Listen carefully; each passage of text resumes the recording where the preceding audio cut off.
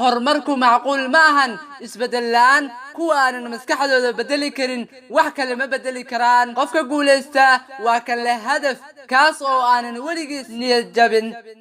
أقبلت يا رمضان الخير مستبقا والقلب يشتاق دوما أنت تروينا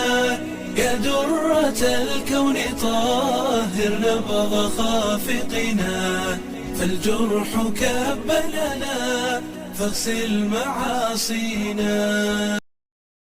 wadada koobaad han weligiin ha fududaysanina inaad riyootaan oo aad han weyn yeelataan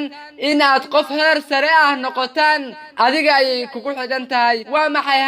han si kooban waa hami guulaystu waxa uu ku hamiyo waa uu helaa hanweynidu waxa uu lagu tibaaxaa inay tahay matoorka kiciya awoodaha iyo tamarta uu qarsoon qof han yari ma hana qaado waa murti Soomaaliyeed haddaba walaal hankaagu ha sareeyo si aad waxa aad hiigsanayso aad u gaarto waana gaaraysaa guusha iyo halka aad rabtid ogow hankaagu waa horumarkaaga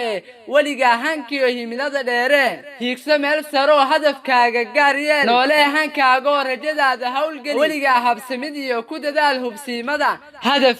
qofka guuleysta waa kan leh hadaf kaas oo aanan weligiis niyad jabin waa maxay hadafku waa dariiqa aad ku xaqiijin lahayd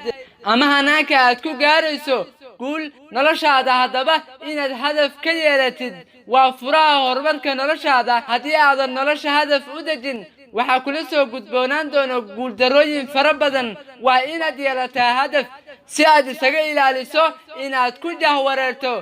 guuldarrooyinka yaryar yoolkaagu meel sare ku laal hana istaagin ilaa aad halkaasi gaadho qorshe haddii aad ku guuldarraysato inaad qorshe samaysato waxa aad qorshaysatay guuldarro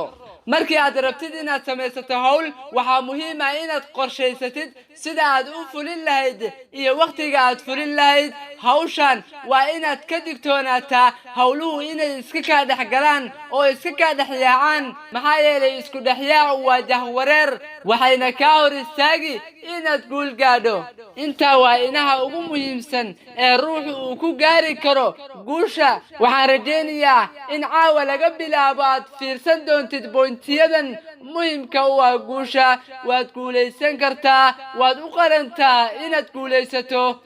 أقبلت يا رمضان الخير مستبقا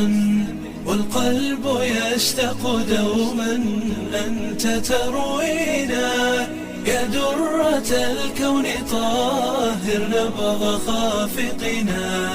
فالجرح كب لنا فاغسل معاصينا